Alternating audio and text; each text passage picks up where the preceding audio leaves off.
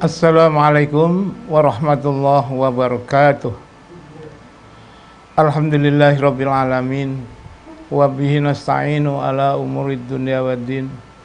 Wassalatu wassalamu ala asyrafil anbiya wal mursalin sayyidina wa maulana Muhammadin wa ala alihi wa sahbihi wa man tabi'ahu ila yaumiddin. Amma ba'du. Jamaah Masjid Istiqlal dimanapun Anda berada, alhamdulillah, mudah-mudahan ibadah kita diterima oleh Allah Subhanahu wa taala dan kita dapat melanjutkan amal ibadah Ramadan ini sampai selesai nantinya dengan keadaan sehat walafiat, selamat dari wabah corona khususnya dan segala macam rintangan dalam lindungan Allah Subhanahu wa taala. Amin. Pemirsa RRI dan Jamaah Masjid Istiqlal dimanapun Anda berada, Allah Subhanahu wa taala Tuhan kita adalah sungguh Maha Pengasih dan Maha Penyayang, Maha Pemurah. Kenapa? Karena Dia telah menetapkan bahwa segala amal kebajikan itu akan dibalas berlipat ganda dari 10 kali lipat sampai dengan 700 kali lipat ganjarannya. Saudara pemirsa RRI dan Jamaah Masjid Istiqlal dimanapun Anda berada, kalau ada pekerja, tukang misalnya, kerja pada suatu proyek, setiap harinya lazimnya dibayar 100.000 rupiah. Tetapi kalau Allah SWT menurut firman-Nya sendiri, Dia menyatakan bahwa bukan 100.000 rupiah, tetapi 10 kali, berarti satu hari orang menggaji, membayar pekerja itu 100.000. Kalau Allah membayar, menggaji sehari 10 kalinya, artinya berapa? 1 juta.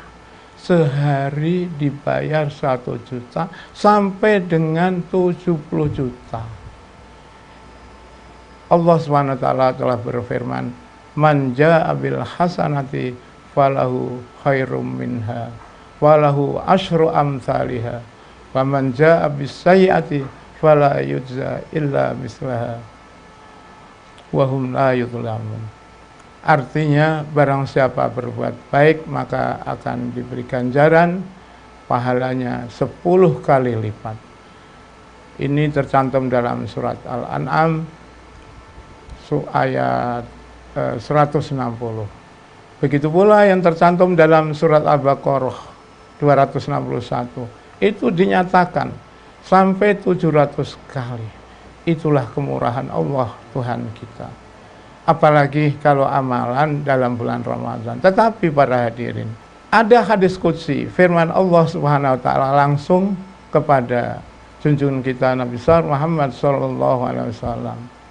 Seperti itu, tetapi illa shaum, amalannya dibalas berlipat ganda tadi, kecuali puasa. Lalu bagaimana dengan puasa? Oh, ada urusannya sendiri, kata Allah. Karena fa'innahu li, dalam hadis qudsi itu firman Allah, karena puasa itu urusanku. Fa'innahu li wa ana adzibihi, dan aku sendiri yang akan memperhitungkannya, membayarnya. Orang lain, makhluk yang lain tidak ada yang tahu kecuali aku. Itu artinya apa? Puasa adalah amalan ibadah yang rahasia antara hanya dua pihak yang tahu, shaim orang yang berpuasa dan Allah Subhanahu wa taala. Para pemirsa RRI dan Jamaah Masjid Istiqlal dimanapun Anda berada, coba kita perhatikan. Kalau orang sholat kelihatan, orang zakat kelihatan, ketahuan, orang lain tahu, sehingga bisa saja orang berbuat riya. Tetapi kalau orang berpuasa justru tidak ada yang tahu. Mengapa? Karena tidak berbuat apa-apa, puasa itu justru menahan diri. Tetapi di lain pihak Rasulullah Shallallahu Alaihi Wasallam bersabda, mengharap ridho dari Allah Subhanahu Wa Taala, maka akan diampuni segala dosanya yang telah lalu. Enak kan, bagus kan? Tetapi sekaligus Rasulullah Shallallahu Alaihi Wasallam mengingatkan juga, kam min shaimin laisa lahu jazaun laisa lahu ilal ju' wal atos. Banyak orang yang berpuasa tidak mendapatkan apa-apa selain lapar dan dahaga. Tragis sekali, ironis sekali. Mengapa begitu? Karena dia telah melakukan hal-hal yang terlarang dalam puasa ini, khususnya berkaitan dengan 5 hal yang membatalkan pahala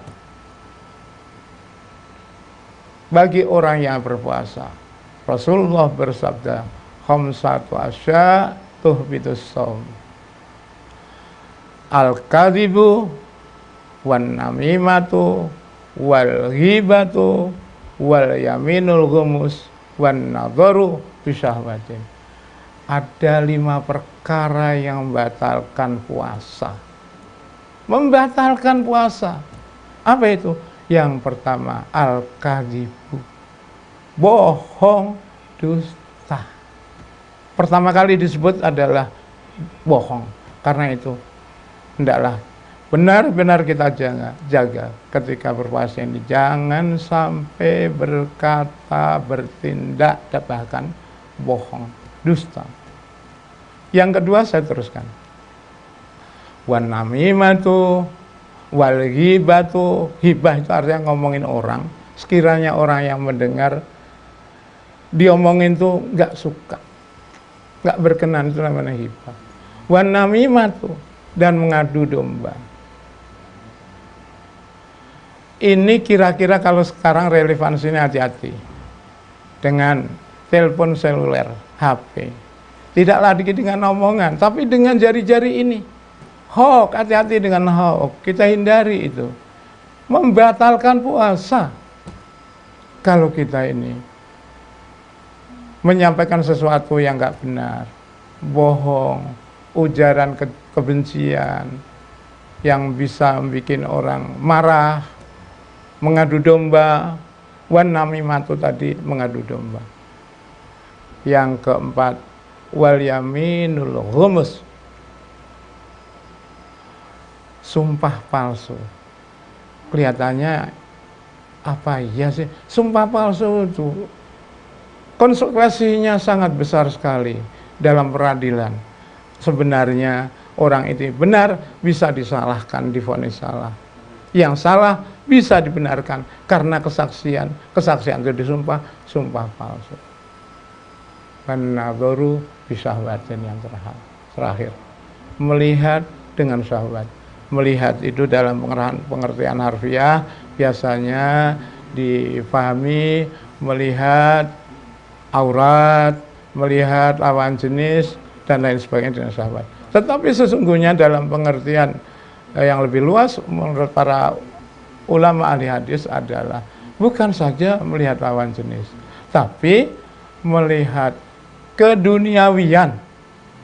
Kita ingin memiliki secara tidak wajar dan lain sebagainya. Itu dapat menghapuskan pahala puasa. Yang dimaksud, jangan salah, yang dimaksudkan membatalkan puasa di sini bukan terus dia puasanya tidak sah. Wah, karena jam 10 tadi berkata bohong, maka jam 12 dia makan. Ya karena puasa saya sudah batal. Batalnya dengan apa? Dengan bohong. Bukan begitu. Maksudnya bohong di sini adalah, maksudnya batal di sini adalah batal pahalanya. Sia-sia dengan begitu.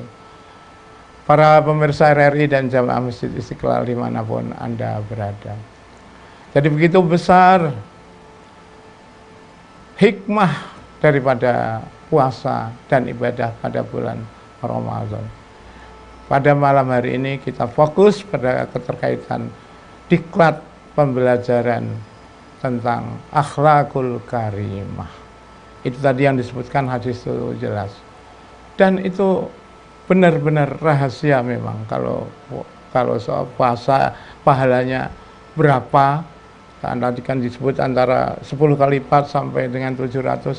Kalau puasa tidak ada satupun orang yang bisa menjelaskan berapa pahala puasa. Hanya kita tahu di surga ada hadis yang menceritakan ada nanti satu pintu yang dinamakan pintu Rayyan, yang khusus hanya boleh masuk orang-orang yang berpuasa, soimin soimat.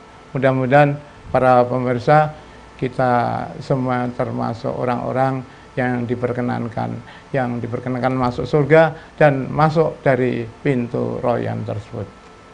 Amin ya rabbal alamin. Para pemirsa RRI dan jamaah Masjid Istiqlal dimanapun Anda berada, Rasulullah bersabda, innama bu'istu liutammima makarimal akhlak. Aku, kata Rasulullah, diutus ini semata-mata untuk menyempurnakan akhlak yang baik. Akhlak yang baik itu bagaimana? Rasulullah pernah ditanya oleh para sahabat. Apa jawaban jawaban Aisyah, istri Rasulullah, yaitu kana khuluquhul Quran. Akhlak Rasulullah itu adalah Al-Quran. Artinya apa yang tercantum dalam Al-Quran, rijis dalam Al-Quran mengenai akhlak ini, terutama yang termuat dalam surat Al-Hujurat. Para pemirsa RRI dan jamaah Masjid Istiqlal dimanapun Anda berada, dalam kaitan ini, terutama di bulan puasa ini, pelajaran akhlak yang relevan sekali adalah pelajaran pendidikan untuk jujur. Para pemirsa, sifat wajib Nabi ada 4. Asidku yang pertama, yang disebut asidku. Yang pertama asidku artinya jujur. Yang kedua amanah, terpercaya. Yang ketiga tabligh, wajib Rasulullah menyampaikan apa yang diwahyukan oleh Allah, nggak ada yang disembunyikan, apapun disampaikan, nggak ada yang tersisa. Dan fatonah, cerdas. Rasulullah itu cerdas. Jadi asidku yang pertama disebut itu jujur. Pada zaman sekarang mungkin kita perlu keteladanan soal kejujuran ini. Nah, puasa mengajarkan dengan baik bagaimana orang itu harus jujur. Karena orang bisa saja malam hari sahur gitu ya, tapi di siang hari kan di mana-mana ada makanan, ada minuman, ada, dan pekerjaan lain yang batal puasa itu bahkan juga ada. Dia harus jujur dan bisa mengendalikan diri. Karena apa?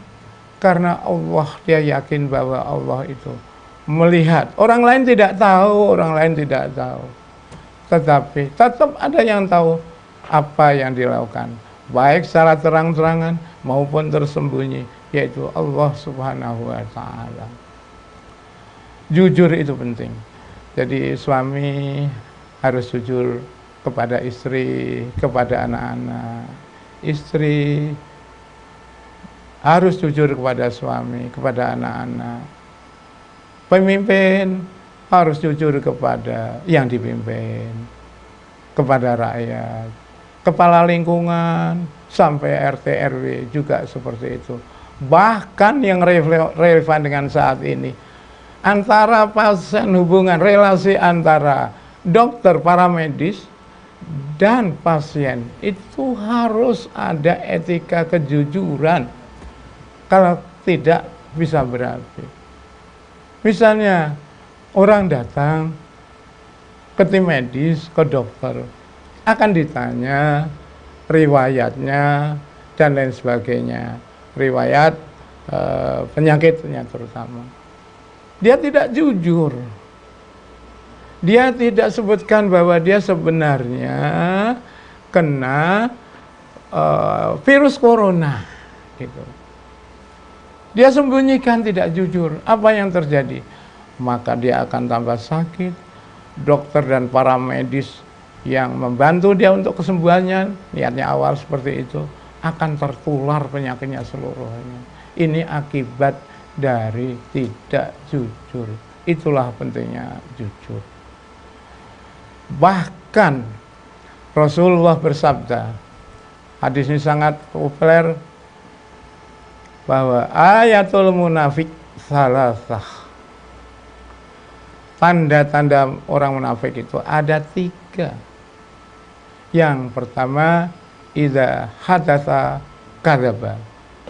Apabila berbicara bohong, dusta.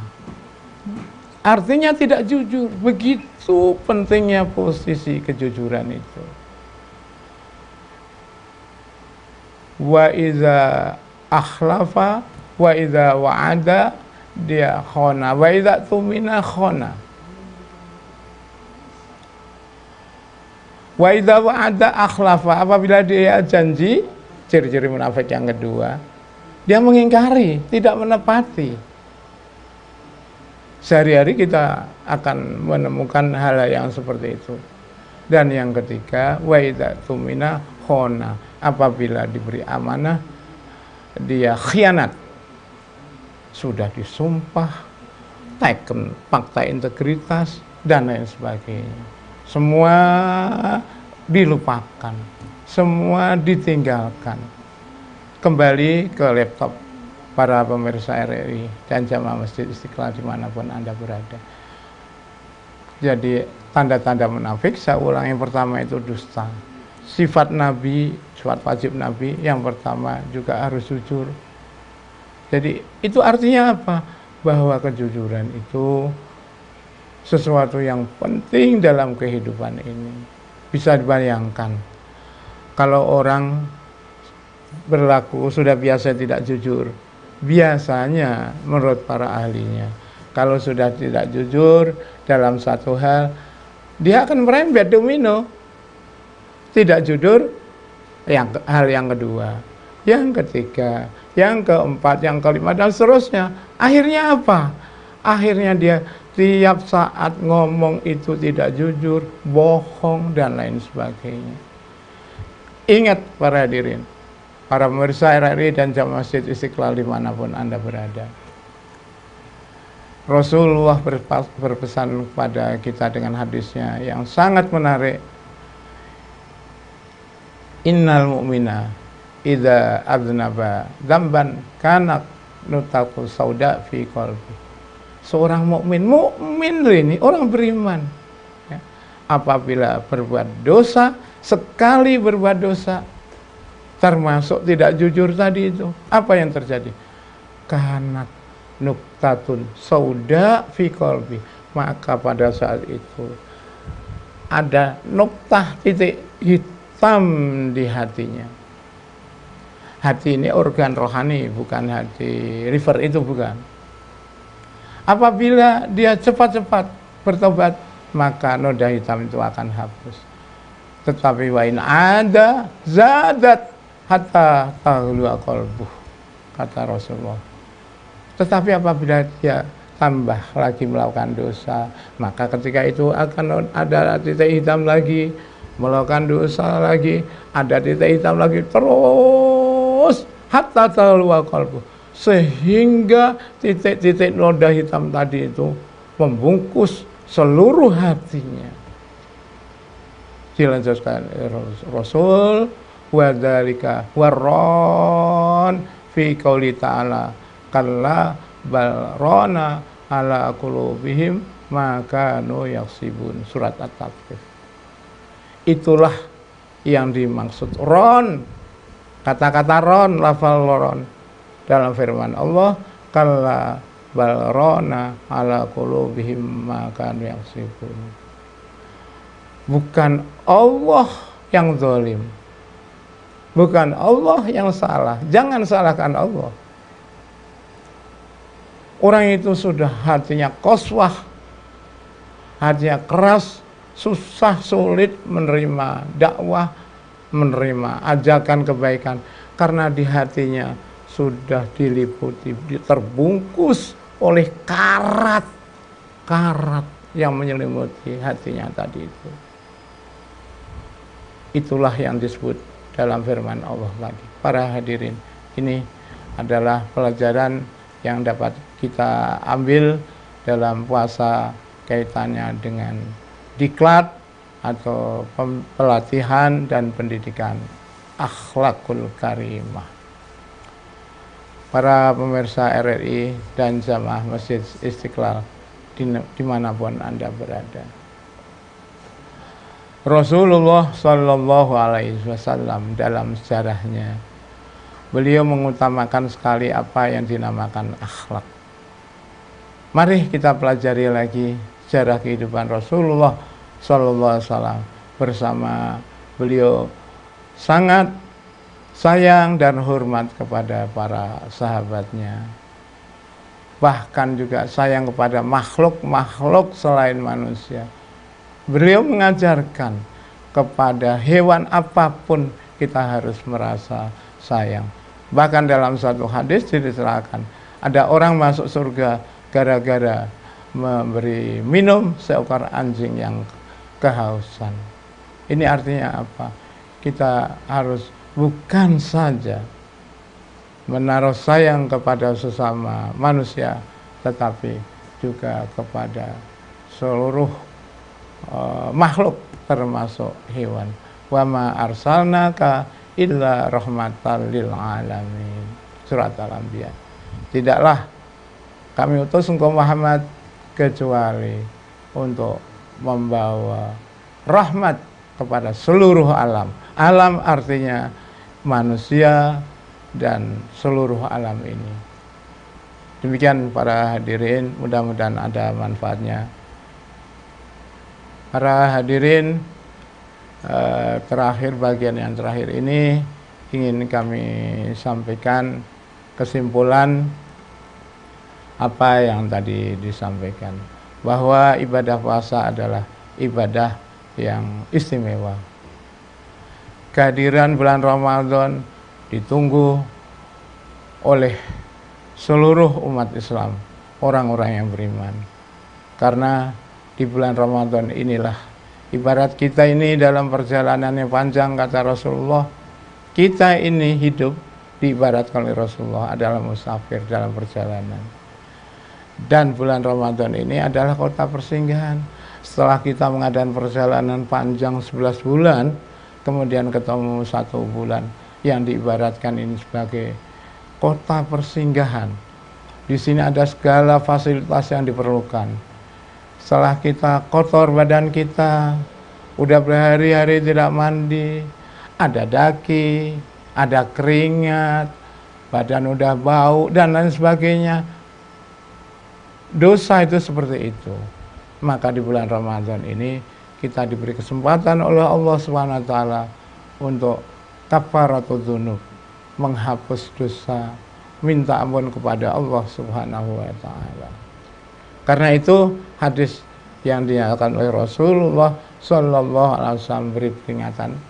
Yang terakhir ini hadis sebagai pelengkap yang disampaikan adalah Roma, kata Rasulullah, anfu rajulin tahala Ramadan wa tamma Ramadan falayyu farolah.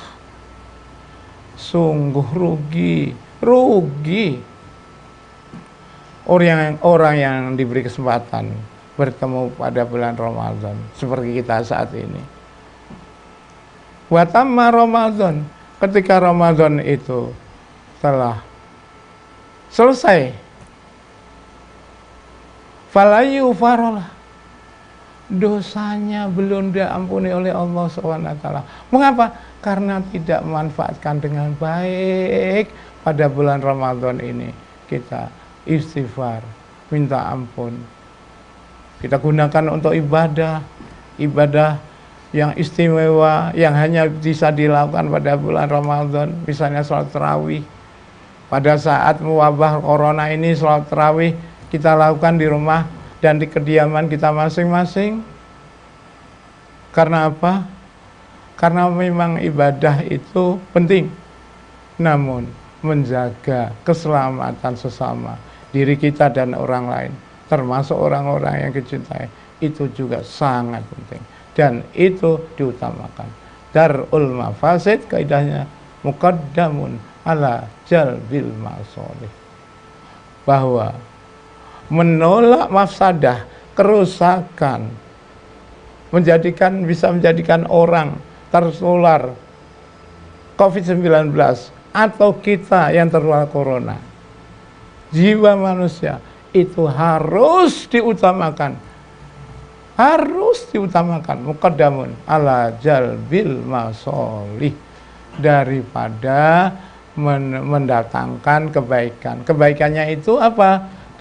Pada saat ini adalah misalnya ikan tarawih biasanya itu rame-rame di masjid, ketemu orang banyak dan lain sebagainya. Tapi bertemunya orang banyak, berkumpulnya orang banyak ini mengandung risiko. Itu menurut protokol kesehatan dalam kita usaha memutus tali rantai COVID-19 ini. Para hadirin, agama Islam itu luas. Allah Subhanahu wa Ta'ala, udah tadi disebutkan isyaratnya, adalah Maha Pengasih, Maha Penyayang, bukan kaku. Karena itu kita ketika memulai sesuatu disunahkan, dianjurkan untuk membaca Bismillahirrahmanirrahim, dengan nama Allah yang Maha Pengasih, Maha Penyayang. Bukan Bismillahirrahmanirrahim Qahar misalnya, yang Maha Galak dan lain sebagainya. Tidak. Karena apa? Karena begitulah Allah Maha Rahman dan Rahim, dan kita diajarkan untuk mengikuti kebaikan-kebaikan dalam sifat-sifat Allah, walaupun pasti tidak bisa seperti apa kesempurnaan Allah Subhanahu wa Ta'ala, tetapi kita harus berusaha. Apa yang dilakukan oleh Rasulullah kita contoh, namanya ittiba. Apa yang diperintahkan oleh Allah, diperintahkan oleh Rasulullah, kita laksanakan. Apa yang dilarang oleh Allah, oleh Rasul, kita tinggalkan. Wa ma atakumur rasul fahudhu wa ma nahakum anhu fantahu.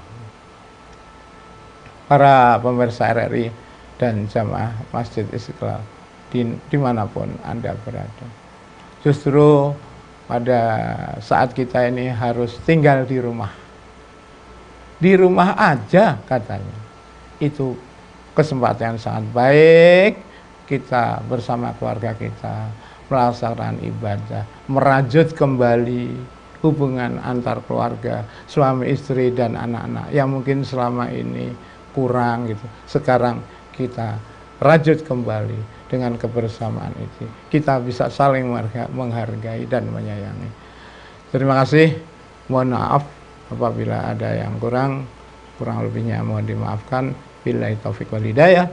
Assalamualaikum warahmatullahi wabarakatuh.